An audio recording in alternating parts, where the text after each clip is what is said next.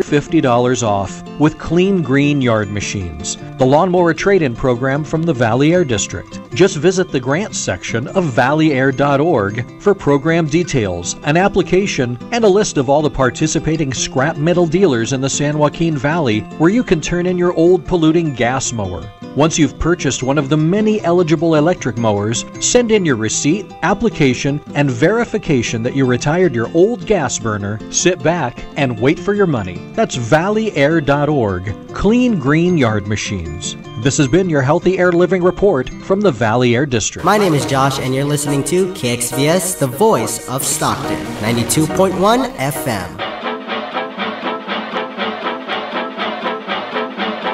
Welcome to Stockton Alive with your host, the one and only Nate Knodt. Take it away, Nate. Yes, we're here again with a really good show. As they always say in broadcasting, everybody in broadcasting always has a really great show. As you might recall from episode or show number 4, maybe it was 3, we mentioned that nobody ever comes into a show saying, we've got nothing. Although the Seinfeld show once claimed that it was a show about nothing. One of my favorite shows of all time, yeah. That was at that particular episode. Larry David is the best. And then we joked that we had nothing, which actually was partially true, but we got through it. Okay, well, anyway, we actually do have a show tonight. It's not going to be us joking about what we can't do. In fact, I'll open it by saying, how are you doing, everybody? How are you? Well, that's Russ Hodges' San Francisco Giants opening, or it's time for Dodger baseball. My favorites, You're Looking Live. Yeah, I've never heard that. Who's that? Brent Musburger. Oh. Yeah. Yes, You're looking live at a sold-out War Memorial Stadium in Lincoln, Nebraska. That's right. That was what he used to say. And you picked it. Well, you picked a gem of a place, too, the War Memorial Auditorium in Lincoln, Nebraska. Yeah. Which reminds me there was once an NBA basketball team called the Kansas City Omaha Kings. Really? Oh, yeah. Which then became the Kansas City Kings, which is, of course, now our beloved Sacramento Kings. Omaha's only an hour away, I think, from Kansas City. That's right. Yeah, KC, well, it's about 2 hours. 2 hours, yeah. But they're pretty close. And KC and Omaha's, it was something like Municipal Auditorium. I think it held like 8,900 people. Yeah. Omaha's a very underrated city, I hear. It is. Yeah. Well, it's also the home of the Union Pacific Railroad. Home of Warren Buffett. Ironically, the Union Pacific Railroad that's their corporate home. I didn't know that was the home of the. And they've got a ton of stuff there. But in one of the great ironies of all time, it's also the hometown of Warren Buffett, the billionaire.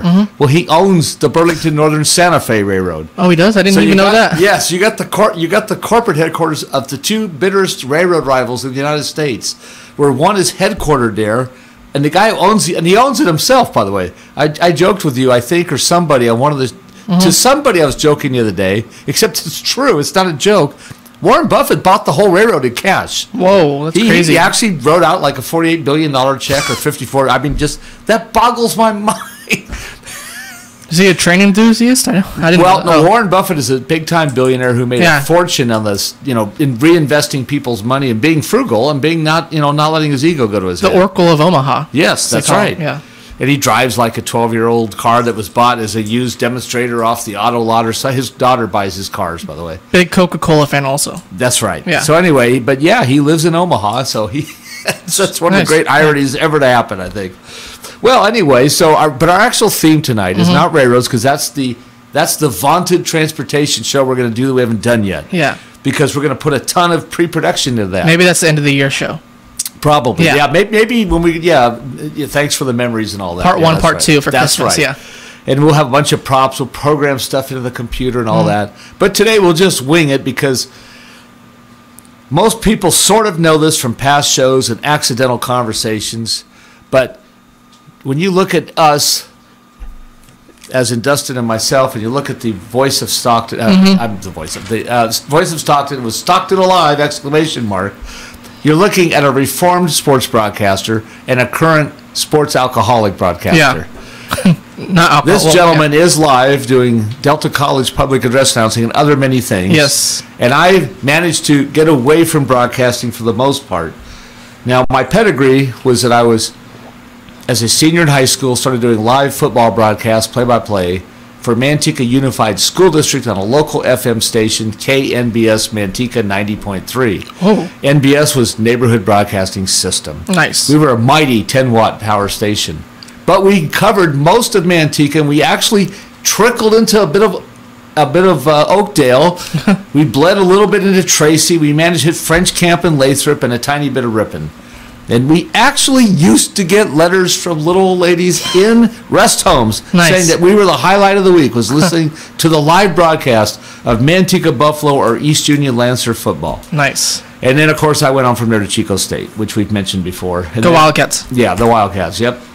So, with that having been said, and I worked in TV news and radio with KXSL TV in Chico and helped produce the 11 o'clock newscast, and also was a cameraman and an associate producer on the 6 o'clock newscast way back in another lifetime. But our theme today will be sports broadcasters, because we've accidentally gone that way about 22 times anyway. Yes, we have. So I figured we must just have a show and just get out of our system and actually, and we have a dangling question I've left out there, I think twice now, about Vin Scully. You must remind me to get back to that. Yeah, Vin Scully, who was at the Dodger game. That's right. And that's only like the 5th time he's ever attended a game he didn't broadcast, in case you didn't know that. He never would go to games that he wasn't broadcasting. Nope. That's like a hard iron core rule that he had. But anyway, I've left a dangling question on here about him twice. But like a good radio audience, I'll tease the audience and not go right to it and make them wait for all the information breaks. As a true broadcaster. Yes, that's right. We'll do a tease. Yeah, well, that's right. We have a tease out there. The Vin Scully dangling story we've never completed.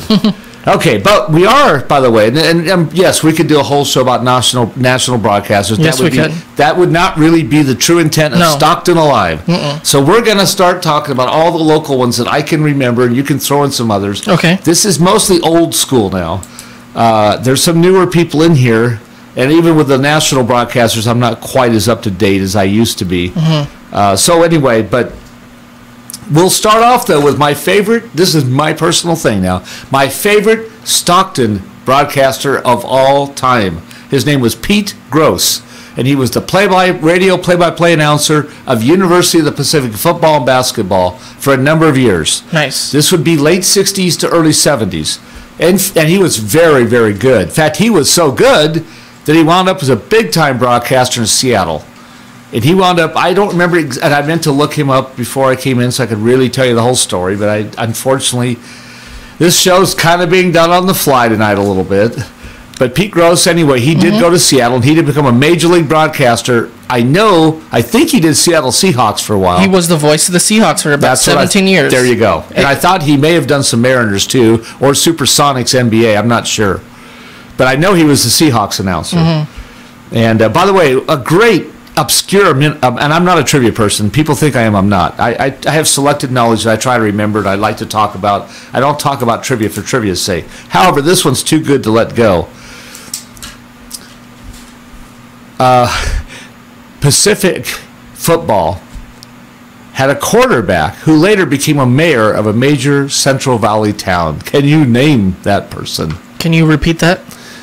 The University of Pacific, our Pacific Tigers, once had a starting quarterback who later became not only a TV star, but the mayor of Fresno. I know who you're talking about. He was on the Heat of the Night TV series. You got it. You're on it. He played Bubba. That's right. And I forget his name. No, his real name was Carlos Brown as a Pacific quarterback. But he later was known, his TV name was Alan Autry. Yes, Alan Autry. And then he became mayor of Fresno towards the end of his career. He's the guy that wanted, and I'm not saying it's a bad idea, but it was a bit challenging to do it. He's the guy that wanted to actually upgrade and convert Highway 99 into an interstate freeway. The only problem with that is to meet interstate highway standards, which is certain heights of overpasses, certain levels of on and on ramps, and some various other little technicalities.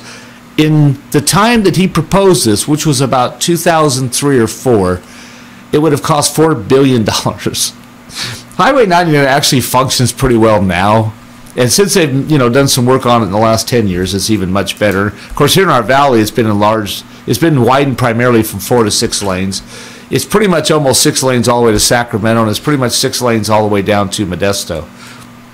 But anyway, so yes, Pacific had a quarterback who then became a TV star and mayor of Fresno, and did it with 2 different names. Fairly amazing. Okay, so getting back to Pacific.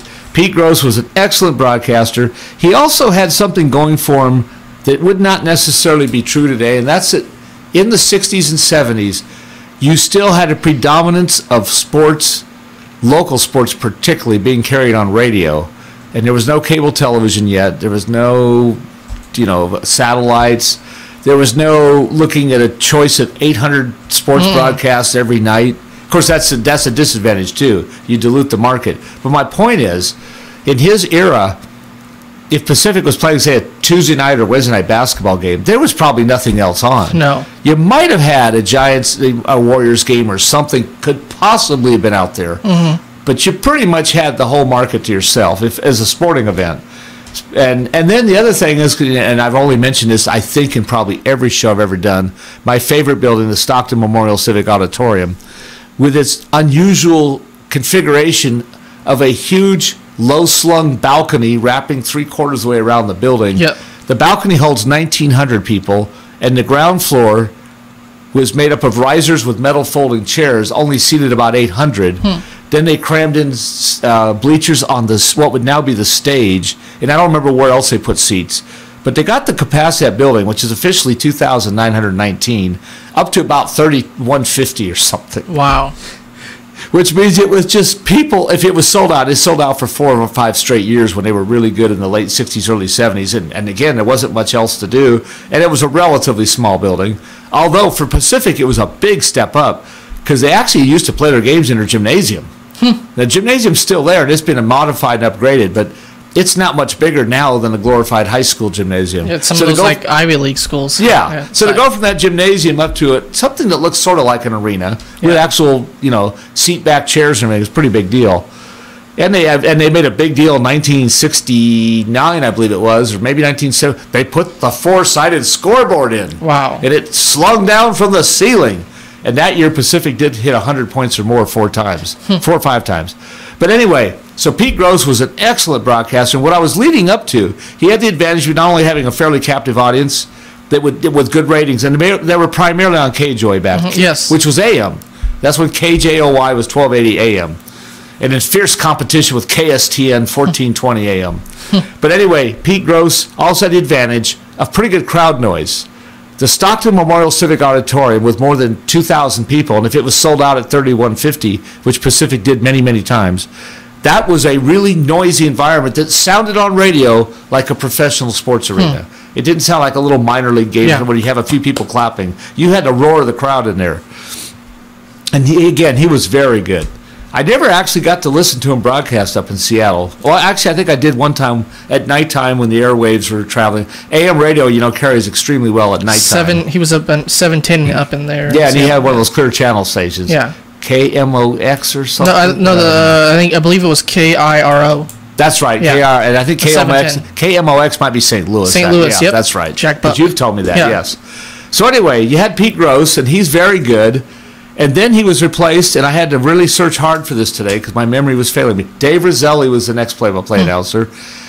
By the way, Dave Roselli did simulcasts with Continental Cable and later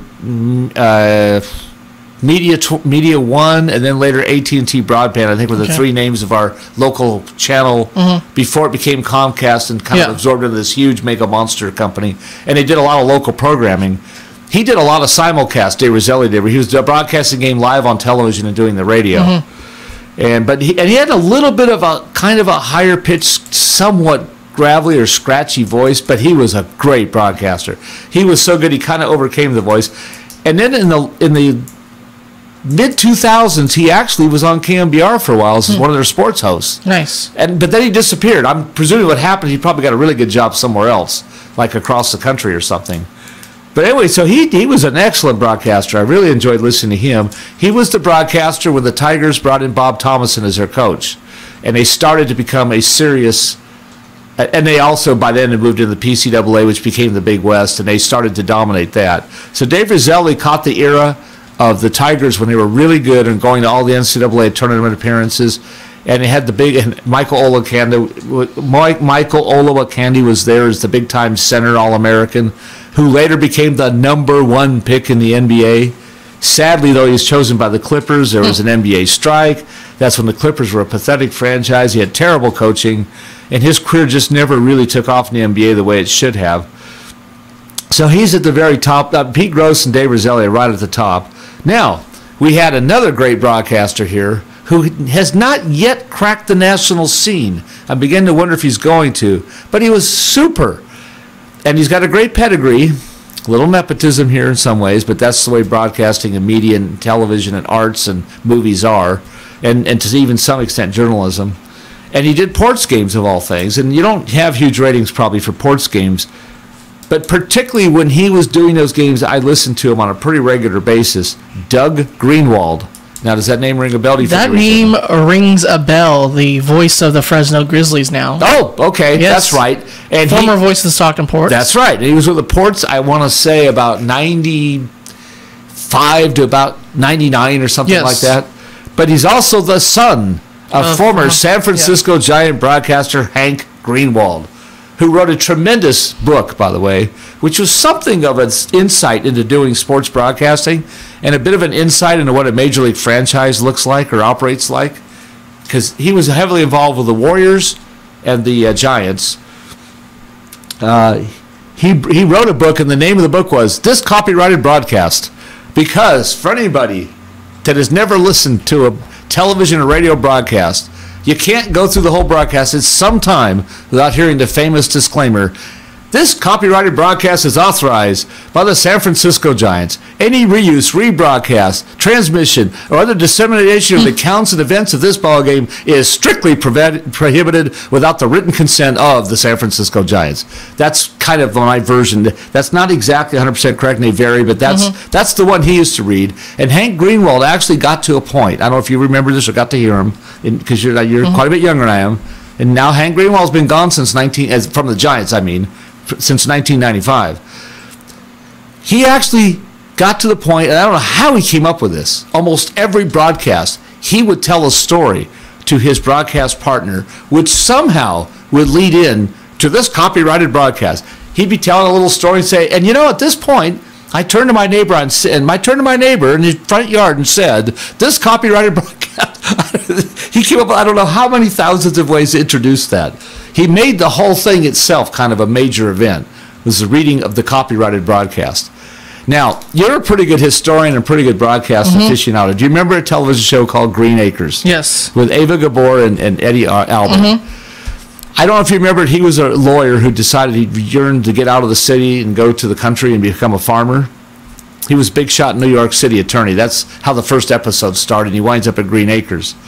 But every now and then, by the way, his name was in the television show, his name was Oliver Wendell Douglas.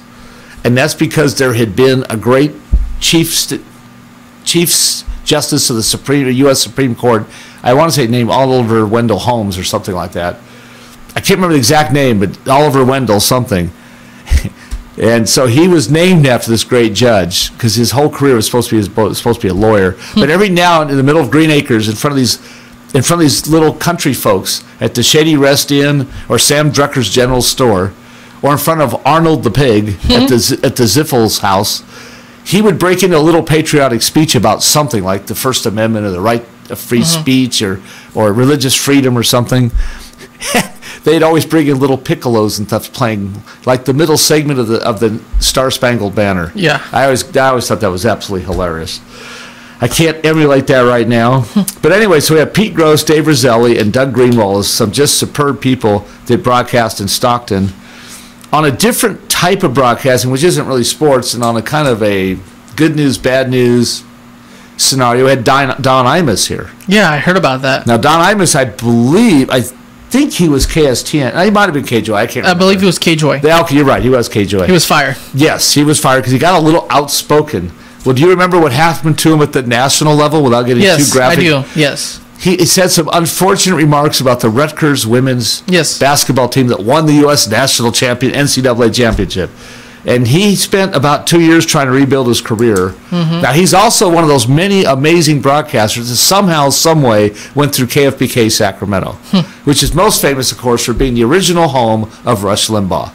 And Don Imus might have even followed Rush Limbaugh in almost sequential order. Also, a guy named Tom Sullivan broadcast a lot there. Yes. And Tom Sullivan has been Rush Limbaugh's backup announcer, and I think he has his own show on one of the cable networks now. Fox's financial network or something. He used to do the money report for KCRA3. Yeah, that's right. Yeah. That's exactly right. Boy, you're right on top of it. Yeah. I'm so lucky to have this partner when I'm trying to make my way through an hour show and I'm going off notes that look like a bowl of spaghetti.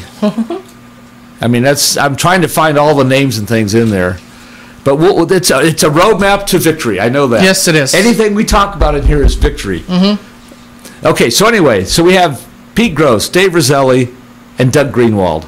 Now, of other names that have come through Stockton, well, the other one is pure local Stockton through and through, and he's a victim of what I call the corporatization or Manhattanization of cable television, is Eric Alves. Did you ever know of Eric Alves? The name sounds familiar, but back when our local cable studio out there on Tam O'Shanter, and in the early days, all those other three things, Continental Cable, Media One, AT&T Broadband, which became Comcast, through all four of those things, they used to have a show called SJTV, which was a locally produced show of fairly high quality, fairly interesting, that lasted right up until about 4 or 5 years ago when Comcast gave up all pretenses of local broadcasting. Yes, they did. To compete with the satellites who never did it. Mm-hmm. So, having said that, he did three things. He had a weekly live sports show, a college show no less. Nice.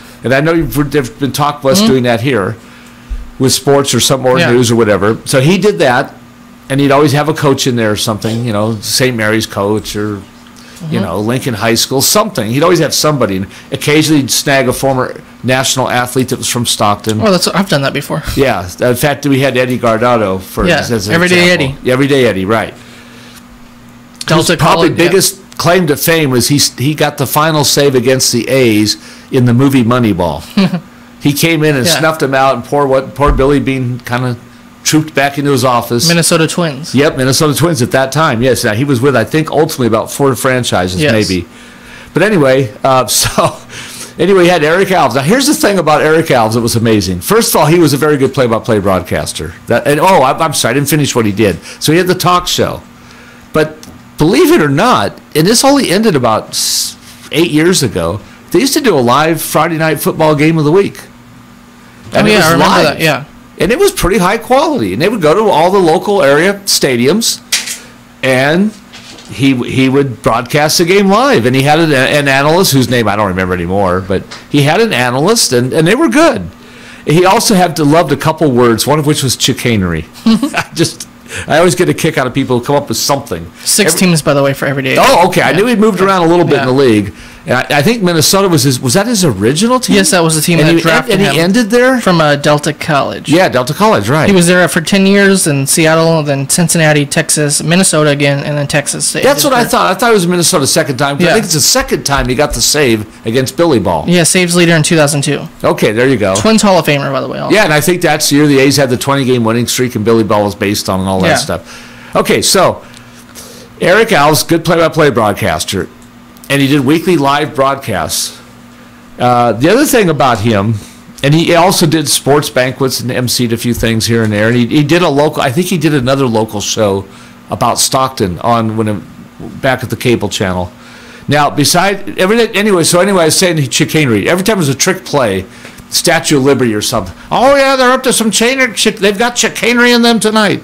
The other thing about Eric Alves that was hilarious, though, hilarious in a good way, I'm complimenting him now, he knew everything about everybody. If you watch an NFL game now, like let's say Sunday Night Football, and Al Michaels, former Giants broadcaster, and we'll talk about him later, will give you all this amazing detail about, I don't know, I'm trying to think of an example, a modern-day quarterback now. Let's say Cam Newton. He'll rattle off half of Cam Newton's life. But, of course, we know that Al Michaels didn't research that personally. He may have done a little bit. But you probably got a staff of, 3 or 4 people just doing that stuff for Sunday Night Football on NBC. Eric Alves had that kind of information about high school kids. There's 60 people on a football roster? Well, high school level, a little bit less, especially if you're a school like Edison where we struggle to have 25 sometimes. But think about it. You got 60 high school kids out there on the football, 60 to 80. I don't care who. You could be watching the game. It could be 55-0 in the fourth quarter. There could be 40 seconds left. It's a running clock situation. They hand off the football to some third-string running back, And Eric Owls would tell you something about this guy. Well, he really likes, he's also a trombone player in the such and such high school band. I don't know how this guy got all this information at the high school level, essentially working for himself. But he was just incredible. Now, a legend of my past, or the past days, and still a legend today, I believe. He may be semi-retired now, but he's an iconic broadcaster. And everyone, whether they know it or not, has heard his voice. Have you heard of Johnny Milford? I believe that name also sounds Johnny familiar. Milford was until at least fairly recently the absolute #1 voiceover, and sometimes he was even on camera live doing commercials on radio and television. Nice. And he had the whole Sacramento Stockton market wrapped up. He got to the point where he could pick and choose assignments. I believe, if I'm not mistaken, this may still be true, but I don't hear his voice that often anymore. But he actually, I think, is one of those people became so good and so sought after, he just built a studio in his house, and the work just came to him. He didn't have to report to a studio or do a recording session. They would just call him up on the phone, tell him what they wanted, send him the money, and he'd produce a show in his living room or studio or bedroom, whatever it was. I believe he had a home studio, and he could produce anything, and he was very, very good. Now, to name some other people that have been involved at one time or another with broadcasting in Stockton, not in Stockton, but have come through here, usually probably doing University of Pacific, sometimes the Stockton ports. By the way, Eric Alves did it all. And to their credit, that was the cable channel, too. Yeah. They didn't just do the high school football game of the week. By the way, it's a challenge to do a live broadcast at a high school stadium. It is. You don't have a press box, really. You don't have a setup, I stood on the top of the Sonora press box one time. Ooh, Sonora. And it was at a 22-degree angle. Ooh. And it was about, give or take 29 degrees. And the lights of the stadium, because I was standing on the press box. Yeah. The lights on the other side were shining right directly into my eyes. I had probably the largest migraine headache I've ever had in my life by the time that game ended, between the cold, standing up, standing at an angle, trying not to literally fall off the roof, and broadcast, and look at my rosters and all the info, and every time I looked up, there's the lights in my eyes. Oh, that was awful. It was a torture. The game was good, though. Manteca and Sonora tied 13-13 in a fairly dramatic game. Tie? Wow, that doesn't happen anymore. Yeah, and I think somebody was, that was before they had sudden death overtime in either high school or college. I think the game ended, too, with, I don't know, somebody stopped at the 1 yard line. Instead of going for the field goal, they went for it or something. Yeah. Because high school kickers weren't all that reliable back then. And the field was semi-frozen. I think they were worried about the snap on the spot. I don't remember. I think Manteca was Sonora led 13-0. Manteca came back to tie, missed the extra point that would have put them ahead. Yeah. And then I think it was Manteca, because of the missed extra point, the field conditions, it all, I think, went for it on 4th and goal at the 1, and Sonora stopped them like 4 inches short, and that's how the game ended. Which means the crowd, and it was in Sonora, so the crowd was going wild that they stopped them. And then as soon as we got in the car, I collapsed in the back seat and just, my head was about this big. But anyway, so speaking of which, so we've had some of the people who've come through here and still come through here in some of these, but I'm going to name some of the bigger ones first. Dick Enberg did a game I've talked about on this show before, where Pacific was on national television, and in the Dick Edwards days, my beloved Dick Edwards coach, the guy who coached Pacific to a 192-34 record at the Civic Auditorium over 9 seasons and led Pacific to 3 NCAA tournaments. They knocked off Jerry Tarkanian and the then #2 in the nation Long Beach 49ers in the Stockton Memorial Civic on national television. The Tark. Sellout crowd. Yeah, the Tark. And Dick Enberg was, and he said, "Oh my!" about 22 times as Pacific was doing all this incredible. And Bob Thomas was point guard on that team, by the way. And their star center then, of course, was John Gianelli, who had a good NBA career. Not a great NBA career, but he was good enough to be in the league for 12 years. You don't hang around 12 years if you don't. I mean, he was a starting center for maybe 6 of those, but a great, good player. So anyway, and he's a local Stockton native. That I believe the Gianelli family is still a big deal in Stockton, but I don't know him personally. But you've had Dick Enberg come through. Monty Moore, and I'm going to get to him, as the Oakland A's announcer, came through many times with the WCC College Game of the Week. Let's see, who else I have written down here. More recently, Jim Kozamore has done some regional telecasts of Pacific games, and no one will remember this anymore. But when Pacific was dominating the Big West, and UC Davis went to Division I status and then became part of the Big West. Channel 3 a couple times did what they would thought would become a rivalry game between Pacific and Davis. So Jim Kozimor had done he broadcast both in the Spanos Center. By the way, Eric Alves always called it the Alex G. Spanos Center, which is officially what it's usually called on a telecast, by the way. So Jim Kozimor, now, of course, big time, NBC Sports. Yeah, NBC California, Sports Bay Area, yeah, exactly. And by the way, he was with the Sacramento Kings for several years. Yes, he was. He was a pre-game, post-game. With Grant Napier. Yeah. In Grant Napier's younger days, yes. And we're going to talk about Grant Napier a little bit. Let's see. This is reaching way back. Nobody's going to know who I'm talking about. But one of the things that happened a lot with Pacific was either as PA announcers at Pacific Memorial Stadium or as color analysts on the radio broadcast with people like Pete Gross. You would, for some reason, get newscasters out of the Sacramento area. One of them being a guy named Rick Kavoris. He was a Channel 10 anchorman about 1971. He both did public address announcing at some different times and was color analyst on some radio broadcasts for Pacific. There were other ones that did that, but I can't remember their names to put them out there tonight. So, now, of course, back in the days we're talking about, you had essentially 4 big-time radio stations. 3 were AM and 1 was FM, and I'm probably leaving 1 or 2 out here. But the ones I remember that were predominant in the pre-cable, pre-satellite, pre-internet era, when radio was still a big deal. By the way, radio still has fairly large audience. Yes. If you include satellite radio, it does, and talk radio. Anyway, you had KJOY, 1280 AM, and you had KSTN 1420 AM, and you had KWG Stockton 1230. Now, notice that KWG has how many call letters? That's a real trick question. KWG has how many call letters? 5. 3. Oh, 3? Yeah, I'm just joking, of course. But it's one of the few West Coast stations that have 3 call letters. Most stations that start with a K have 4, whereas many that start with a W, which is east of the Mississippi River, often had 3. Yeah. Well, that's because in the early broadcast days, they never conceived of enough stations to need 4 call letters. No. So they started with 3. Yeah. And KWG, for anyone who doesn't know, and I think we've mentioned this once before, bragging about Stockton. It might have been the very first episode. KWG Stockton is one of the oldest scheduled broadcast stations in America. Although I don't think it exists anymore, or is it still like on the radio band? There's no local station anymore.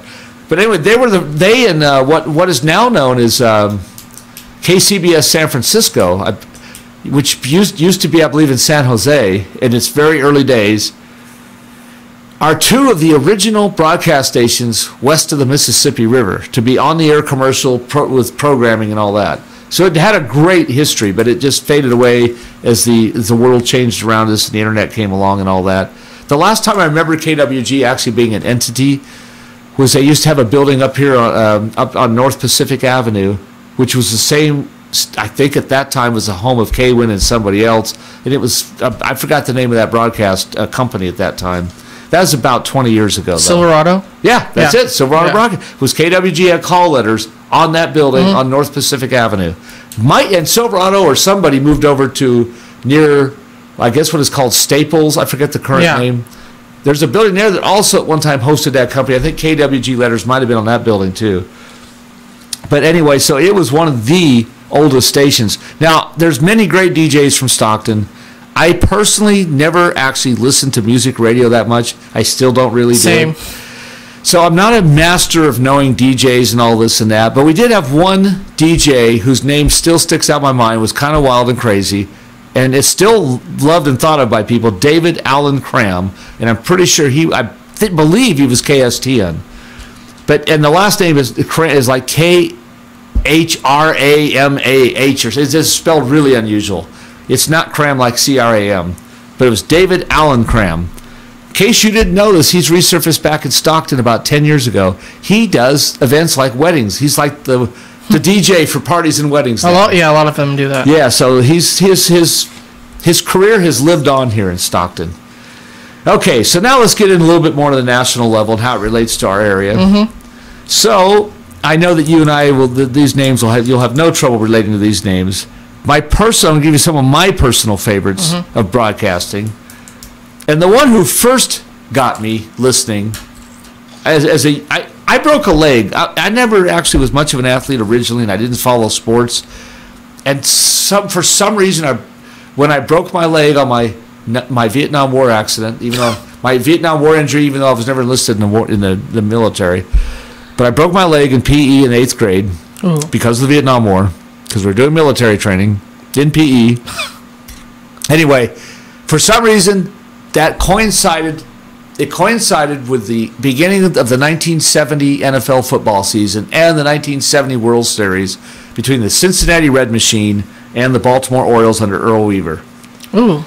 And I somehow suddenly got into sports. There was another part of that too. I used to be this is really dating myself. It's also the change of technology. I was once an afternoon paper boy carrier. You know, riding around the streets with my bicycle, pulling the newspapers out of my sack and throwing them onto people's porches. And I always was an avid reader, and I always was a bookworm. When I became a paper boy, and that was an afternoon paper then. It was way before you had all the morning newspapers like you have today. So we used to go to the Stockton Record Divisional Office in Manteca. I was in Manteca. I'd get out of 8th grade or whatever, about 2:35 or something. I'd race over there, and I'd start folding my newspapers. What I used to always do, though, before I folded the first newspaper, I'd look at baseball box scores. And I'd look at San Francisco Giants box scores. That's the year the Giants just hit the Tar Heels bejeebas out of the baseball, had no pitching. That's the year the Giants chose to go in the offseason to Japan, and Juan Marichal got ill. And they gave him a shot of penicillin. Turns out he was deathly allergic to penicillin. He almost went into a coma, and Juan Marichal was sidelined from late March to late May of 1970. And it took him until about August to get his stamina and his stuff back. He went 12-10 that year, by the way, with an ERA of 4 point something. Whoa. But the last 2 months, he was lights out. He was the old Juan Marichal with the high kick and all that. But I would read about the box score, and I keep seeing them lose games like 10-9 and 12-11. And by the way, the Giants that year actually they were a terror in the second half of the season, but they were too far behind the Reds or Dodgers to make a real dent. It was also Willie Mays' last really great year as both a center fielder and a hitter. It was also it was Willie McCovey's last really humongous years also. Dick Dietz had his only big year with the Giants that year, 22 home runs, 100 RBIs, by the way, 102, I think, maybe 100 even. Two different managers. Yeah, they fired Clyde King, and I was going to tell you why they fired. First of all, Clyde King was considered to be a very mediocre manager, and I later learned that the former Giants owner, Horace Stoneham, actually had blamed him for blowing the 1969 Western Division to Atlanta and Henry Aaron by just doing a lousy job of managing the pitching staff down the stretch. Although the Giants played okay down the stretch, the Braves had this incredible run at the end of the season, but the Giants could have put that thing away before all that. So he didn't. So Horace Stoneham wasn't all that thrilled about Clyde King going into the 1970 season, and obviously it's not his fault that Marichal gets sick. But nevertheless, their pitching through May was just atrocious. I mean, the team ERA was like 6 point something. I mean, the team ERA. I don't think a single starter an ERA under 5 or something like that. Well, this is the game that cost Clyde King his job. They lost 18-16 or 16-15 to the Padres. I can't imagine seeing a 16. It's a 9-inning game, by the way. Oh, it might have been 10 innings, but it was 16-15. The Giants' record at that point was 19-23. Fired. They brought in a guy named Charlie Fox, and he did a great job. And Charlie Fox is one of those rare individuals like Herman Franks, and of course the famous one in New York, the famous Leo DeRocher. When Mays got along with the managers, he played some unbelievably spectacular baseball, and it seemed to uplift the team. Well, anyway, Charlie Fox got there, and then Mays went off the second half of that season, and the Giants' pitching eventually got better, and they actually wound up 86-76 on the season. Wow, that was amazing. You remember that? Yep. Oh yeah, I remember. Oh, trust me. So anyway, and they wound up 15 and a half games behind the Reds, and they actually got within 2.5 games of the Dodgers with a week to go for second place, and then they failed. 831 runs, 826 runs allowed. Yes, and I forgot how many home runs. They didn't really have their all-time record for home runs, but everybody was hitting home runs. Yeah, Bobby Bonds was on that team also. Bobby Bonds had one of his greatest years that year. He stole 45 or 48 bases, I think. 48 or 45 bases. Hit, I think, 32 home runs and batted I think he batted 300 or 301, and he had 200 hits that year. Oh, yeah, 200 hits that year, 100, 48 stolen bases. 48, that's what Only I thought. Only caught 10 times, 77 walks. Yeah. Yeah, Bonds was spectacular that year. And Mays hit 28 home runs, batted 289 or something, and drove in 83, I believe, or 89. And that was his really last big year. Now, 1970, this momentum carried into 1971. They eventually did win the Western Division by 1 game of the Dodgers in a great pennant race, although the Giants slumped terribly in September due to injuries and old age and a bunch of other stuff. But Mays that year at the All-Star break had 14 home runs and about 47 RBIs. We talked about his greatest contribution that year, though. He had and they kept it quiet at the time, but he had a very bad shoulder the second half of the year. His hitting tailed off fairly dramatically, but he still got big clutch hits when they needed him. But every time he would swing and miss, he'd like double over. I mean, everyone knew he was injured to some extent. That year, I told you, I still can't believe this. He stole 23 out of 24 bases. Then he's 40 years old. Now, Rickey Henderson later kind of made that look silly, but Rickey Henderson is about Mays too is about a 1 in a million. But in that era, in that time, when people didn't run that much, he also got 112 walks that year in 1971. So he was good enough. He knew he wasn't hitting that well towards the end of the year, but he would get on base and steal second. Now, the only reason he didn't steal about 200 more bases in his career, by the way, is because Willie McCovey batted behind him. And he didn't want to steal second and have him walk McCovey intentionally.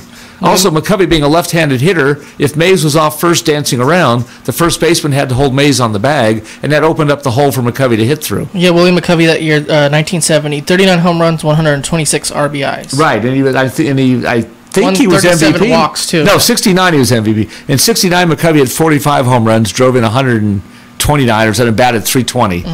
And I forgot how many walks he had. Now, 1970, I think McCovey had the non-intentional walk record that took Barry Bonds to break.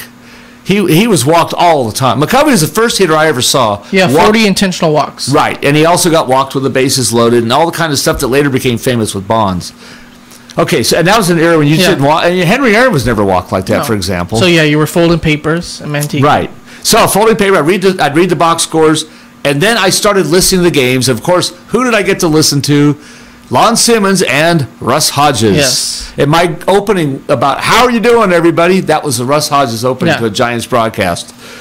And then he would tell you the standings or whatever that was going on. But and of course, like anybody, I fell in love with. And you can Mays hits it deep to right center, way back, far back. Tell it. Let's see what he say. Tell it, bye, baby. That's right. He said far back. It's far back. Now, well, that sounds pretty colorful. He was actually a pretty low-key, objective announcer. He didn't scream that much. Now everyone remembers for the Giants win the pennant. But that's like only the greatest moment in baseball history in the last 135 years. You could not possibly scream through that. But as a whole, he actually kept himself pretty calm and cool. Now, while he was saying, and you can tell it, bye, baby, Lon Simmons, his sidekick announcer, came up with, and you can tell it goodbye. Now, Lon got a little, in my opinion, got a little more complacent later years, and the more he broadcast and the older he got, the less he would say, you can tell it goodbye. He would switch to, way back, tell it goodbye. And it would just be tell it goodbye. He'd cut off the other part of it. So, now, one of the most, this is one that I don't think you're going to know this. And because you and I have both been public address broadcasters, as opposed to live radio broadcasters and play-by-play, you're going to love this one. From 1958, the year the Giants began play in San Francisco in Seal Stadium, through 1970, I think half of 1976, they had the same PA announcer in Candlestick Park. Now, that's not unusual, by the way. Like radio play-by-play broadcasters, PA announcers tend to hang around forever. His name was Jeff Carter. Any idea why he might be famous? Why? Because he sang the national anthem. Interesting. He not only was the PA announcer, but he sang. Unless they had this is before they had all the drama and marketing they do today. But he sang he would do it with the organist, by the way, not a cappella. But he would sing the national anthem. He also was the public address announcer for the California Golden Seals of the National Hockey League. And he also sang the Canadian national anthem. Oh, Canada, we stand on guard for thee. Oh, Canada. Anyway, so he did both of those. Now, I was at a Seals hockey game. This is the predecessor, of course, to the San Jose Sharks. And I got to witness something that's pretty rare. Jeff Carter sang his 10,000th national anthem at a Seals game. So there's some real trivia for you people out there. What public address announcer in Bay Area history sang 10,000 national anthems? Jeff Carter of the Giants. He had to retire late 1976 or mid-1976 because he had to take over his parents' furniture store. Oh, interesting. Now, amazingly enough, another Bay Area broadcaster had eventually retired to take over a furniture store. Monty Moore of the Oakland. I want to say it's Visalia. No, it might have been Porterville. Porterville. Yes, yeah. that's right. Always talks about Porterville. See, this guy knows his stuff. I'm telling you. By the way, Monty Moore also the legendary. He ratted on the boys for legendary. Yes, for Charlie Finley. Yeah, for Charlie Finley. Him and MC Hammer. Yes, and MC Hammer was. They had a nickname for him called the Pipe or something like that. I forgot what it was called. So whatever it means when you tell people a bunch of inside information. MC Hammer had that, and he was 12 years old. He did 2 batters of a game on live radio because Charlie Finley ordered Monty Moore to put him on the air. And then the radio station went absolutely berserk and threatened to cut the broadcast off if they didn't take him out of the because he did play-by-play on television. I'm sorry. MC Hammer did play-by-play into the telephone for Charlie Finley. He used to listen to all the A's games by long-distance telephone. Because that's before you had cable television, satellite, and internet like you have today. And Charlie Finley was based in Chicago as an insurance salesman. He's actually from LaPorte, Indiana. So anyway, let's get some other names out there. I can't believe we used up almost. We're going to have a second section of this show, a second episode. Yeah. But Joe Starr, name off some more recent broadcasts. In addition to Lon Simmons and Russ Hodges, you have the unbelievable, legendary Bill King. Holy Toledo! It's a madhouse out there. The guy who could do 3 sports. Yeah. Yes, that's right. He did the Giants briefly, as I mentioned to you, as the third broadcaster in 1962, and broadcast Ed Bailey's home run on the last day of the season, helped tie the game against the Astros. And then in the third and deciding playoff game in Dodger Stadium against the Dodgers in the 9th inning, when the Giants were rallying to win the pennant dramatically, they mentioned that Bill King had become the broadcaster of the San Francisco Warriors. Then, a couple years after he started doing the Warriors, that's about 1963, then he gets the Raiders job when they aren't that big a franchise yet, but he grows into the job, of course. He finally got in the Hall of Fame, if I'm not mistaken. Yes. Finally, King Korak, the voice of the A's, helped. And then, ironically, his last sport to do in the major league level was baseball. Yes. And then I think he ultimately did more A's games and did more years of them than anything else. Now, he would have done the Raiders probably forever, but Al Davis fired him, and I still don't know what that's all about. I don't know if he said something derogatory about Los Angeles when he was down there, because he was fired while he was a LA Raiders announcer. Now, some other really famous announcers. I mentioned Hank Greenwald, and I mentioned this copyrighted broadcast. He was a great storyteller, by the way. John Miller's a great storyteller. Yes. John Miller kind of blends the best of Russ Hodges with Hank Greenwald. Yeah.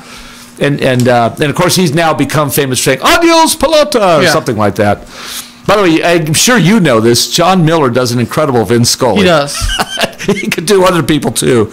Now, that brings us to Vin Scully. We're going to finally get the dangling. Okay. I've started the story 2 or 3 times and never finished it because we got distracted.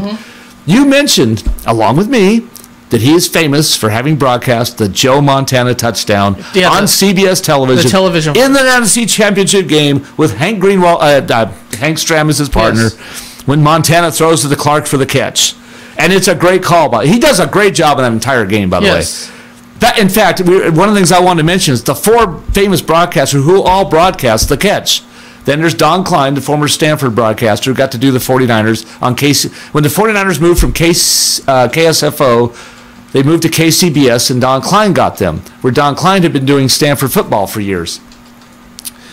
So you have Vin Scully and Don Klein. But as you reminded me, I think, on CBS Radio, and I believe it was CBS Radio at that time, Jack Buck was doing the broadcast. Yes, he was. And then you have a guy, now Californians wouldn't necessarily know this, although cowboy people are so rabid they would know. Their famous play-by-play broadcaster obviously did it. Hank Sham, I believe his name is. Or Brad Sham. Brad Sham. Brad Sham. And his call is used all the time when you see highlights about the 49ers for some reason. By the way, Don Klein says something as Montana's coming up to center. Now, to set the scene, it was 3rd and 3 at the 6-yard line with 58 seconds left in the game, and the Cowboys leading 27-21 when that play occurred or started. Don Klein still said one of the most memorable lines I'll never forget because I just thought it was so unique and clever. There's turbulence and plenty of it here in Candlestick Park as Joe Montana comes up to the line of scrimmage. The Super Bowl hangs in the balance. And then but there's turbulence and plenty of it. I just think that's a great line. Now, the guy who's most famous for incredible broadcast lines is Vin Scully. So let's finish the Vin Scully story, finally. That was the last network television broadcast of football he ever did. And he wasn't that old then. He was only 50-something. He still had the career right up until last year ahead of him. Do you know why he never broadcast another network television football game? Why? He was absolutely irate, furious, and livid that he wasn't chosen to do the Super Bowl that year. A guy that had kind of turned CBS Sports around and improved their dramatic and got their ratings ahead of NBC, almost caught them in the ratings. He made the decision at the very last minute to use for the January 1982 Super Bowl in Pontiac, Michigan with the 49ers. He decided to go with Pat Summerall and John Madden. And that was also what kind of launched John Madden's career. And Madden kind of made Summerall great. Yeah, Madden worked with Scully. He had worked with Scully. In fact, they had done first partners, yeah. Yes. In fact, they had rotated Scully and Madden around with different people to see who might work well. By the way, I think Vern Lundquist was on the call of that. Oh, he could have been. Brad Sham. Vern Lundquist was a great broadcaster. Yeah, he was the Cowboys announcer. And there's a guy named Frank Gleber who was once great for CBS. So yeah, Vin Scully, 1982 Super Bowl. And Bob Costas started with CBS, by the way, as a little rookie announcer. He also did the St. Louis Spirits of the ABA. And he'll tell you about, he's got some great interesting stories about the old ABA, the American Basketball Association. So let's see who else I didn't get to. Joe Starkey, as I mentioned once before, he was once the play-by-play announcer of the California Golden Seals. His famous statement, which he used with them, and he's been the forever announcer of the California Golden Bears. And he had the 49ers when Lon Simmons left. Yeah, he was his color guy. That's right. He was on the on-field guy. Sideline reporter. And then he also was color guy sometimes in the booth. He's the one who said, "Oh, what a bonanza! Yeah. Oh, what a bonanza!" was his famous saying. Although it never sounded better to me than at a Seals game. Because first of all, the Seals never won, and anything they did was dramatically great. And you could scream and yell with a hockey crowd roaring behind you, and it sounded more appropriate maybe than other things. Now, we can't forget Greg Pappas started as a 20-something-year-old broadcaster with the Warriors. A guy who's been all over the Bay Area, and he's still not that old, is Ted Robinson. Yeah. Ted Robinson, I believe, has done the Giants, Stanford, the Warriors, and now is he not the play-by-play of the 49ers? Yes, he is. Yeah. One of the most famous former NFL players to ever be a color analyst, by the way, and he did it for Lon Simmons with the 49ers when they were on KXVS radio, was the king, Hugh McElhenney, the greatest first elusive running back since the films were created. Only now do people see other highlights better than Hugh McElhenney. He was almost as good, or probably was as good as Barry Sanders as far as eluding and juking people. Okay, another one.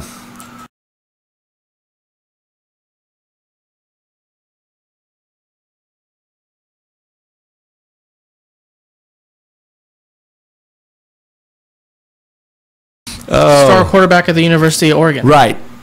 Now, Monty Moore's famous call for a home run was, "And there she goes! Yeah. And the fireworks are blasting away here in the Oakland Coliseum." Yeah. Now, Monty Moore had two sidekicks in 1971, Bob Elson and Red Rush.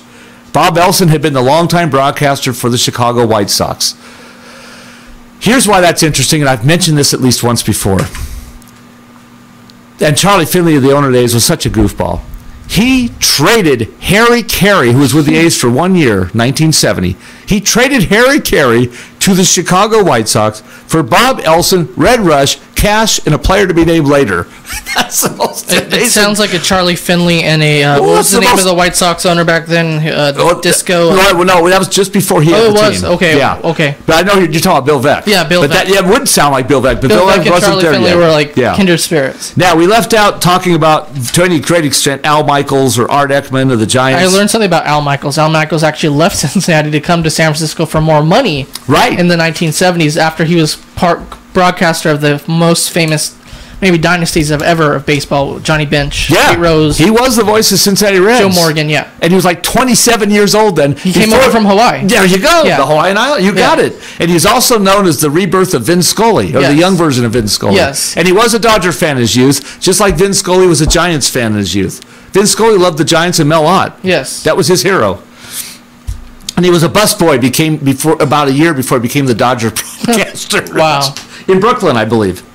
Vin Scully was from the Bronx, or I think it was from the Bronx. Yeah. But he also worked in Brooklyn. So we'll have to do some more on this. I didn't quite get to all these people. We got Gary Gerald, Grant Napier. Oh, I was going to mention Gary, also from Chico State. Yeah, I didn't know he Yeah, was Gary from Gerald, Chico State grad, I thought he was from Indiana. Yeah, well, he may have been from Indiana, no, but he was yeah. Chico State though. So yeah, and then I was going to mention that Gary Gerald was a Channel 3 sports anchor before, along with a guy named Creighton Sanders at Channel 10 and Steve Summers. Michigan. Okay. Yeah. And Creighton Sanders was of Channel 10, and Steve Summers, a very controversial, kind of idiotic jerk with Channel 13 at the time. And Channel 13 used to broadcast. A lot of his broadcasts were live newscasts from the Minor Avenue studios of Stockton, because Channel 13 used to be called Stockton, Sacramento. Wow. Hey, Nate, I think it's We're out of time. Yeah, we're out of time, but wow, we should do another show. We'll have to go over this one more time. With some people we didn't even mention. Oh, we left out a ton of people. Yeah. This has been Stockton Alive with your host, Nate Knodt. Thank you for tuning in to KXVS, the voice of Stockton. Good night. And you can tell it bye-bye, baby.